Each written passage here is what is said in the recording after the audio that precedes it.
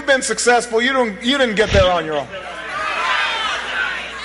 You didn't get there on your own. I'm always struck by people who think... All right, well, he's talking about himself because he knows that he doesn't deserve what he has.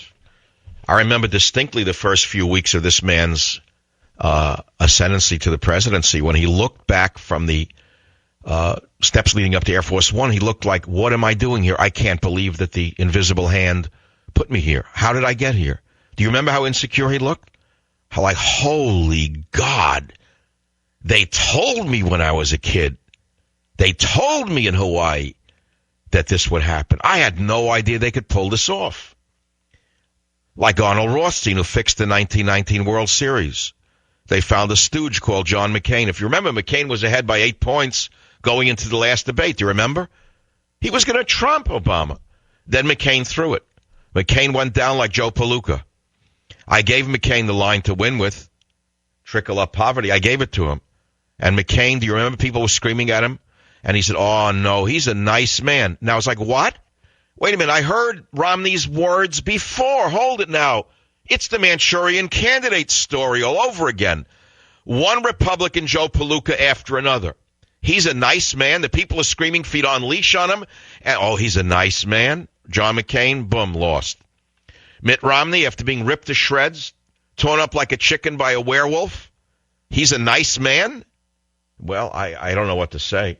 Meanwhile, we got sewing needles showing up in airline sandwiches while the TSA are busy groping 4-year-old kids, while the degenerates in the TSA are busy strip-searching grandmothers, while the TSA goons are molesting innocent people, unchecked practitioners of, let us say, a certain viewpoint are working inside food preparation areas in airlines, in the catering departments. They can smuggle anything they want onto an airplane. They can put sewing needles into a turkey sandwich. And Big Sis is out there bowling. Billions of dollars are being wasted on humiliating searches, passenger abuse, and gaping holes like this within the airline industry go unchecked because Big Sis wants to frisk grandmothers and innocent people. That's your Obama at work. Now, do I blame him for the needles? No, he doesn't want to put needles in sandwiches. That's not my point. But now you got people biting into sandwiches on a Delta flight out of Amsterdam, biting into a needle, and he's on an anti-HIV drug. How do you like that? You got to bring your own food on an airplane now? It's government that's out of control. Government stands in the way of most business people. We all know that. Permits. Go try to build a wall on your property in an average suburb in America. Go try to do anything in a business. I don't care where your business is in this country. Go try to add a sink in a restaurant and take a look at the socialist permit guys who come around to your company. I have a friend, will remain unnamed. His family lives in Panama. A large part of his family lives in Panama, and they lived under Noriega, the dictator, and now they live under the democracy, Panama.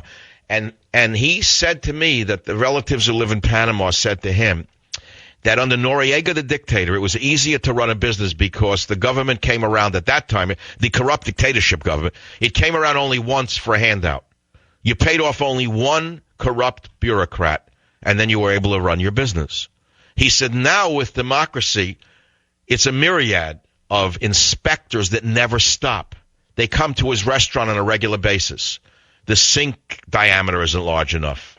The ramp up to the handicap thing is there, but it's not of the right angle. It's not at the correct 11 degrees. It should be 11 and a half degrees. Rip it out and put a new one in. And my brother-in-law's card is here. He'll build a ramp for you.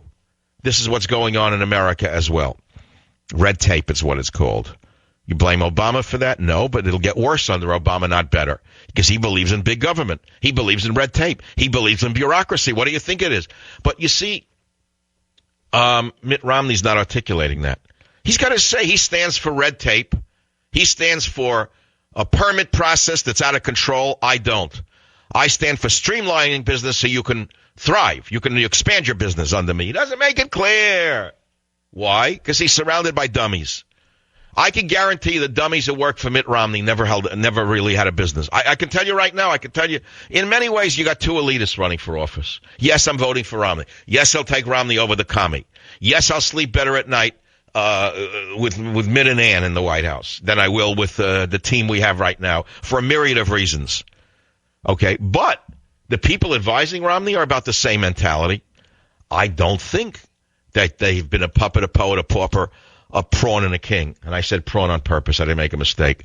I truthfully don't think they've been a puppet, a poet, a pauper, a pawn, and a king. I don't think they've been a tire changer, car washer, gas pumper, shoe shiner, bronze cleaner, waiter, busboy, lifeguard, delivering newspapers, walking dog, shoveling snow, mowing lawns, sweeping drugstores, or working in an ice cream factory as I have done. I don't think anybody working for Mitt Romney or Barack Obama ever came up the hard way. I don't think they really understand the American people who work at these jobs.